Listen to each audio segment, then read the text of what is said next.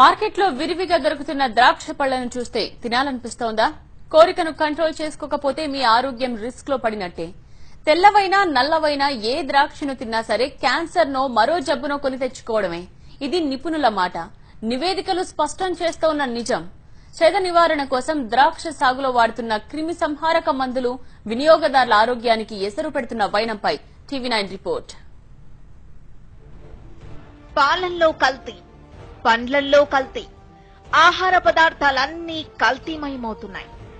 కాయలను కార్బైడ్ తో పండ్లుగా మార్చి సొమ్ము చేసుకుంటున్న ఫ్రూట్ మాఫియాపై టీవీ9 సంచలన కథనాలు ప్రసారం చేసింది. ప్రభుత్వాలను అప్రమత్తం చేసింది. టీవీ9 కథనాలతో కదిలిన అధికారులు ఆకస్మిక తనిఖీలతో కార్బైడ్ ఫ్రూట్ మాఫియా బెండు తీస్తున్నారు.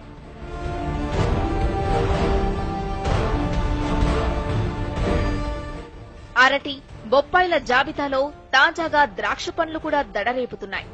నోరూరించే ఈ ద్రాక్ష పళ్లు ఇప్పుడు దేశంలో క్యాన్సర్ కేసులు పెరగడానికి కారణమవుతున్నాయనే నివేదికలు ఆందోళన కలిగిస్తున్నాయి.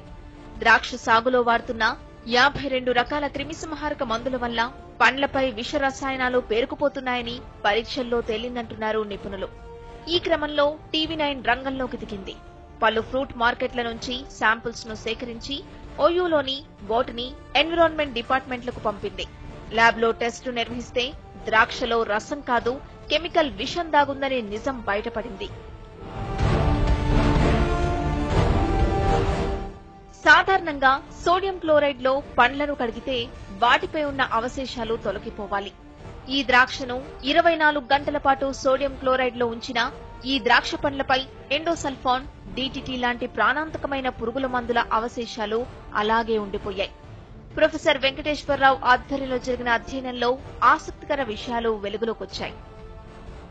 దాని యొక్క కాన్సంట్రేషన్ ఎంత హై ఉందంటే ఇది 14 pH దాకా ఉంది. 14 pH దాకా ఉన్నప్పుడు ఏ కాంపౌండ్ అయినా సరే దాంట్లో కరిగిపోవాలి. కానీ ఇందులో చూడండి, ఈ తెల్లని సబ్స్టెన్స్ అంతా కనిపిస్తుంది కదా, ఇది ఏమాత్రం కూడా దీంట్ లోపల కడకపోవట్లేదనమాట. కడకపోవట్లేదంటే ఇది హైడ్రోఫోబిక్ గా మారిపోయింది. మెటీరియల్ వేసినటువంటి మెటీరియల్ హైడ్రోఫోబిక్ అయిపోయింది. హైడ్రోస్కోపిక్ అయితే వాటర్ లో కరగడానికి ఆస్కారం ఉంటుంది. అయితే ఇవి న్యూరోటాక్సిక్ అన్న ప్రొడ్యూస్ చేస్తాయి. ఆ ఇన్సెప్ట్స్ కి కంటాజియస్ అంటే టచ్ చేసిన వెంటనే కానీ చనిపోవడానికి ఆస్కారంగా ఉంటుంది. ఇది ఏ పీపీఎం ఉన్నది అనేది కాదు, అసలు ఎంత పీపీఎం కూడా మనిషిలోనికి రావడానికి వీల్లేదు. క్లోరోఫామ్ లో కడిగిన సేమ్ రిజల్ట్. ద్రాక్ష పండ్లపై పేరుకుపోయిన క్రిమిసంహారక అవశేషాలు ఈ కెమికల్లోనూ కరగడం లేదన్నారు పరిశోధకులు. ఇలాంటి ద్రాక్ష పళ్లు తింటే ఆరోగ్యం పాడై ఆసుపత్రి పాలవడం ఖాయమంటున్నారు నిపుణులు. వైలెట్ కలర్ వస్తే పెస్టిసైడ్ రెసిడ్యూ కన్ఫర్మేషన్ అన్నమాట. దానిలో ఉంది పెస్టిసైడ్ కార్బోఫ్యూరాన్ ప్రెజెన్స్.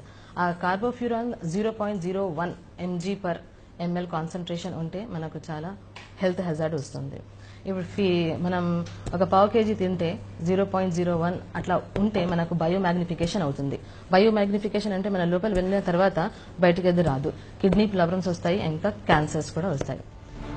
నివేదికలు స్పష్టం చేయడమే కాదు, పర్యవసనాలు పబ్లిక్ గా కనిపిస్తున్నాయి. ద్రాక్ష పండ్లను కొని కడిగి తిన్నా సరే ఎంతో మంది అనారోగ్యంతో హాస్పిటల్ బాట పడుతున్నారు.